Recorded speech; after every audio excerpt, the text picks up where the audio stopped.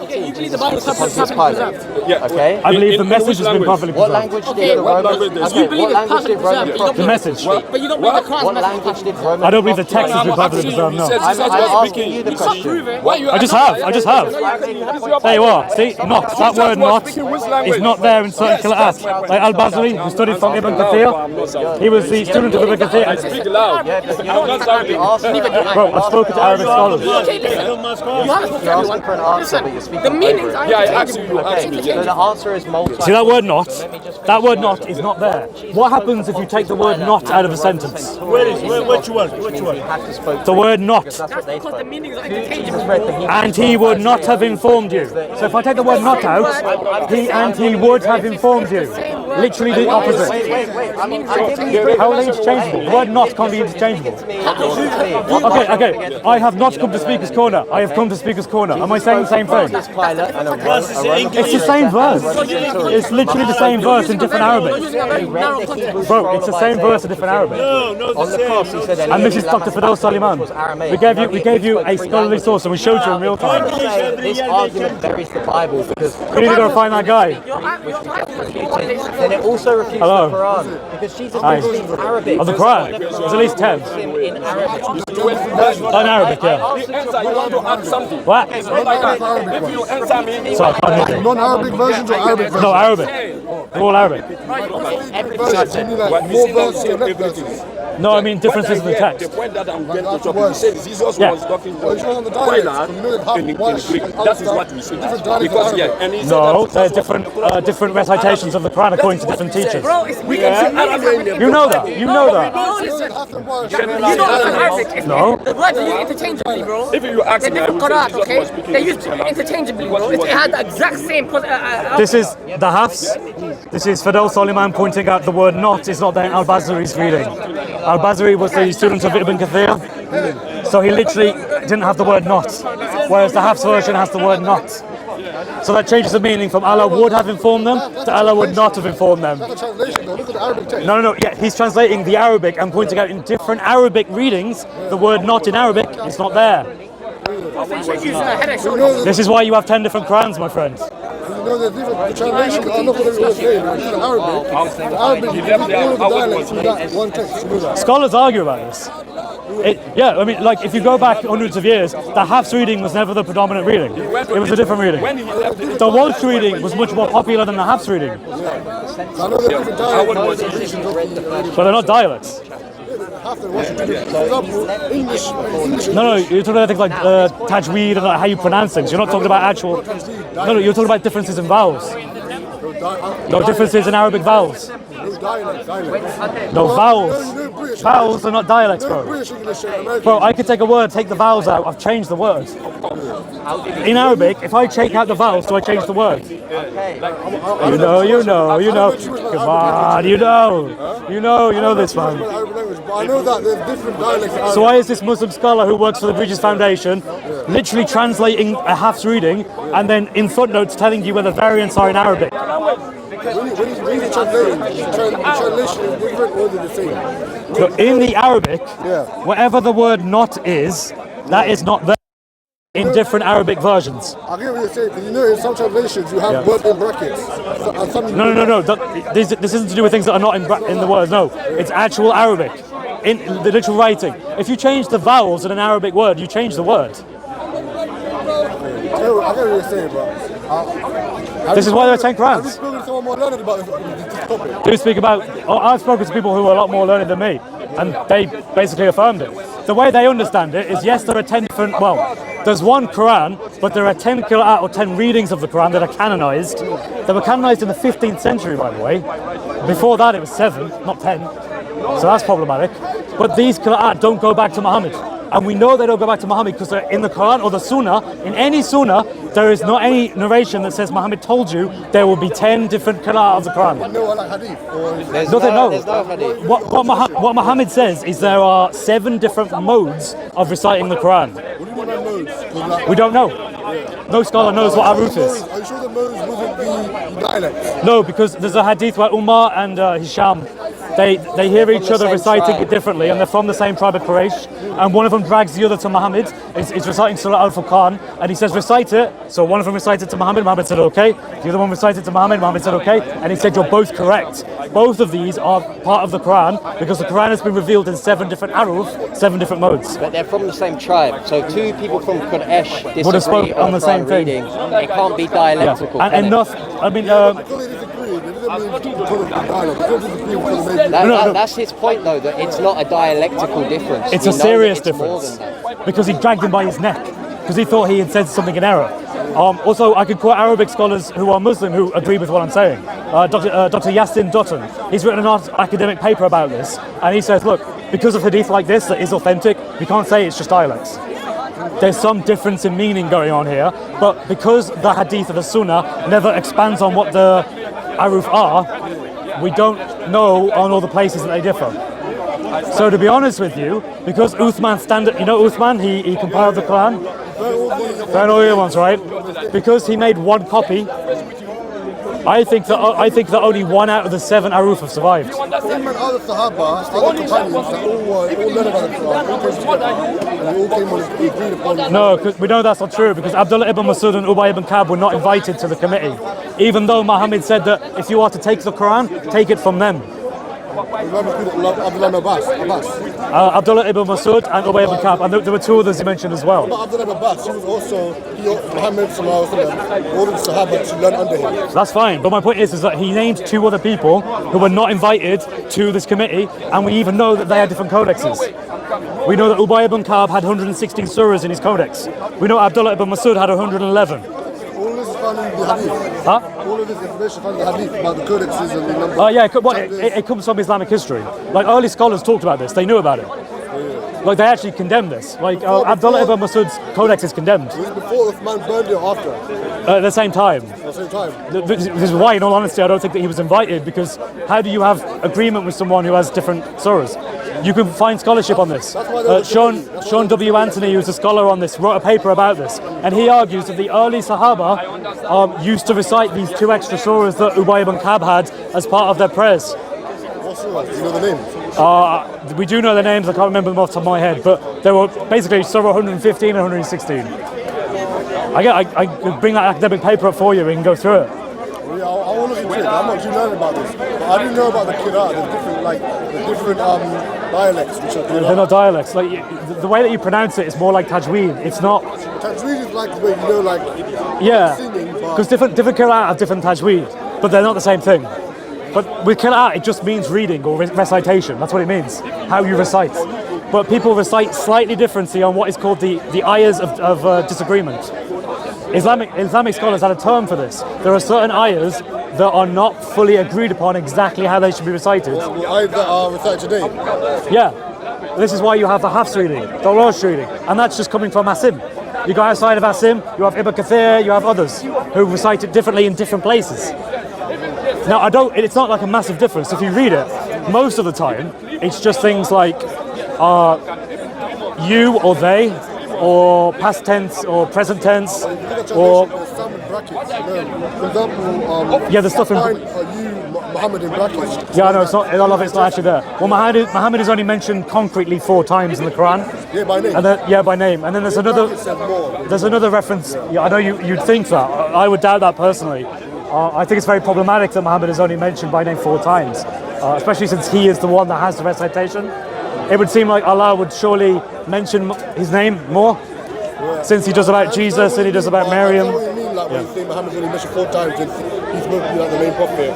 But maybe, I don't know why, personally, why it's only 4 times, but it goes to show that the Quran isn't really about Muhammad, it's about like... Well, maybe it wasn't really about Muhammad to begin with, but it was redacted onto someone called Muhammad.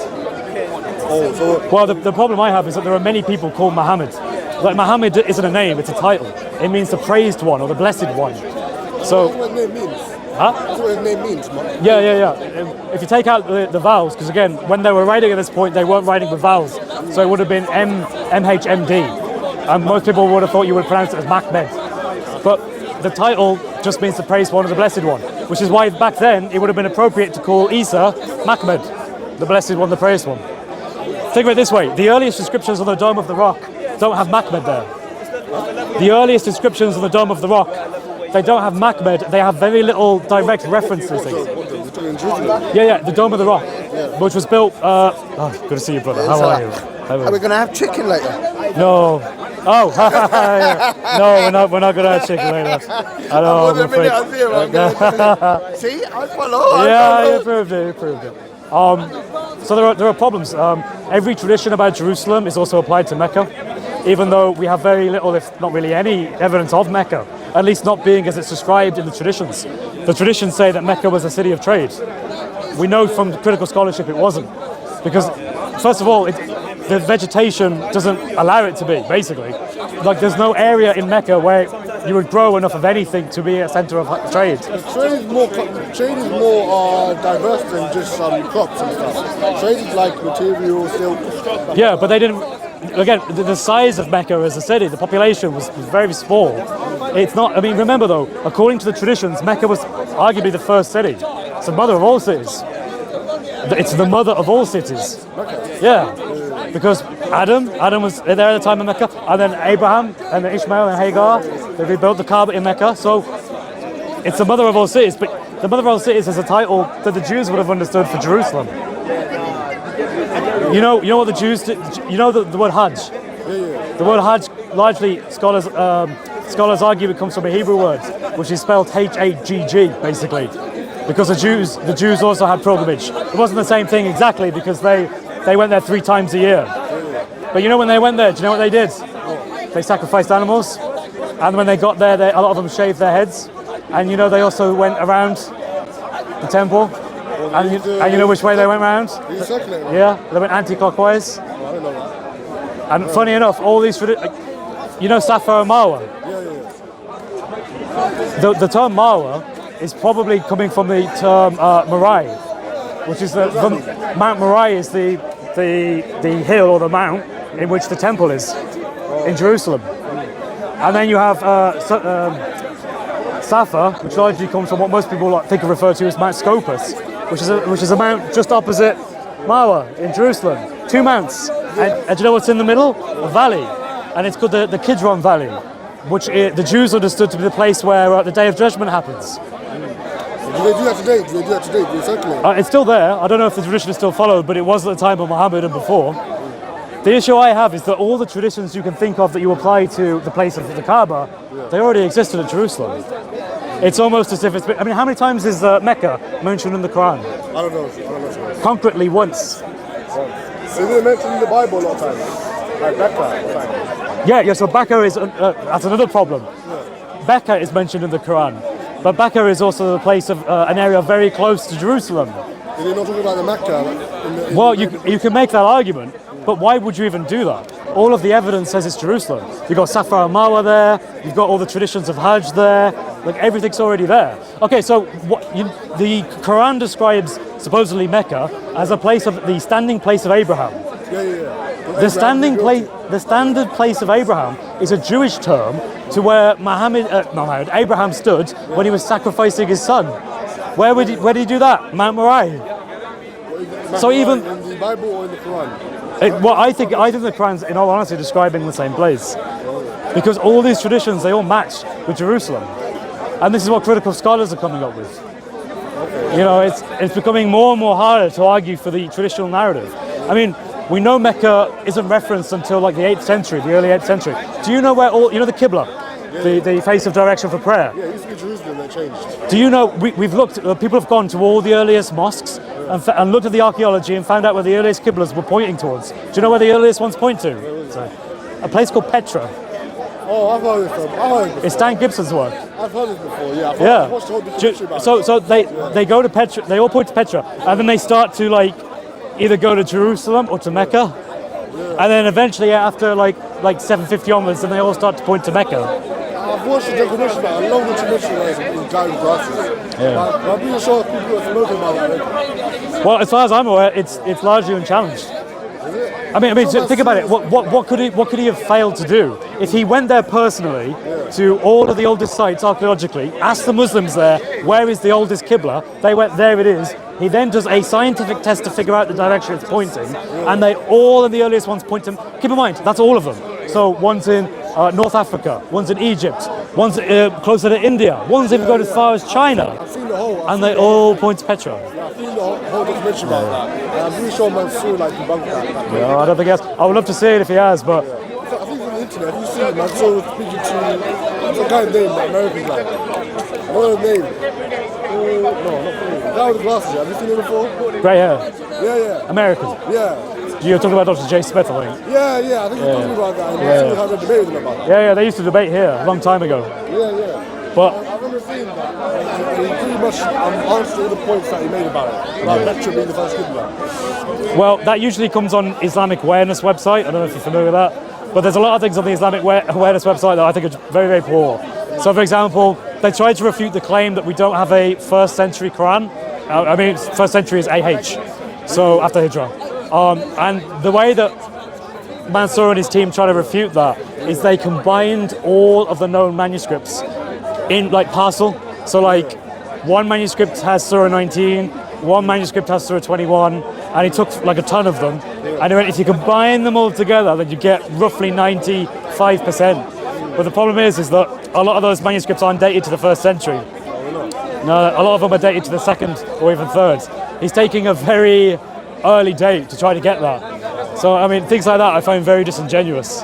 Because Dr. J. Smith has responded to that. I might just check that out, innit? Yeah, check it out, man. I saw Yeah. that one with Mansour with J. Smith and But the term, the standing place of Abraham, refers to where Abraham stood as he was sacrificing his son. Why is the Quran ascribing that to Mecca? I mean, that's weird.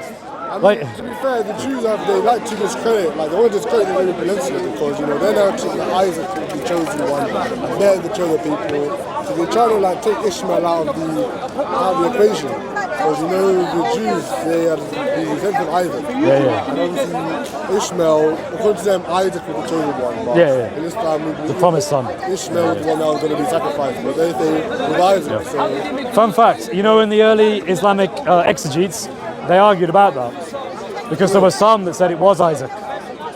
There were some that said it was Isaac. Didn't the Quran say it's Ishmael or not? I'm sure the Quran says by name with Ishmael. Yes, I think there's a way you can look at it that gets around that basically. But at least some early Islamic, the majority opinion does seem to be Ishmael, but there were some that said Isaac. In the package. One of the reasons why they probably thought it was Isaac is because they asked Jews, and the Jews said, yeah, it's always been Isaac. But yeah, I find the Islamic history to be very problematic. Anyway, man, we've had a long chat now. I'd say, I'll look into the, what do you say about the dialects? Yeah, look at it. Look at it into an article by Dr. Yassin Dutton. Yassin Dutton is a Muslim academic who wrote a paper on this. He'll explain to you why it's not dialects. I'll look into this one. I'm sure there's more people here and more learned about it than I am. Sure. Well, at least you're humble, man. It's good. All right, God bless you. Take care, man. Iceman, wrap up? Yeah, wrap up. Bro. Hi, guys. I had a really nice chat with a guy who I just realised I didn't get to ask his name, unfortunately. But anyway, he was a lovely guy. We had a very sincere conversation, and he did actually say he didn't know a lot of things. And I got to, okay. Nice one. Protects me from the sun. So I managed to explain to him why I think Islamic history is fundamentally flawed and Muhammad is redacted back into the traditional account. I explained how a lot of the fundamental histories, the traditions that are supposedly about Mecca are really actually about Jerusalem. The standing place of Abraham, the Jews would have understood that to be where Abraham was when he sacrificed his son Isaac, or was going to sacrifice his son Isaac. That's the standing place of Abraham. And yet the Quran describes that to Mecca. Again, why does it seem that the Quran borrows all these traditions and all these stories from the Jewish corpus? Why does it borrow them? Why does it not have its own traditions? The Hajj is the same, going around is the same, even the direction they do it in is the same. Safa and Marwa are just references to Mount Moriah and Mount Scopus, which are actual proper mounts. if you go to Mecca and you look at Safa al Marwa, it's just lots of boulders that are just piled on top of each other, and you literally walk a few minutes in a straight line, and that's how you get from one to the other. They aren't proper mounts at all in any sense. The better term for mounts is the actual Mount Moriah and Mount Scopus in Jerusalem.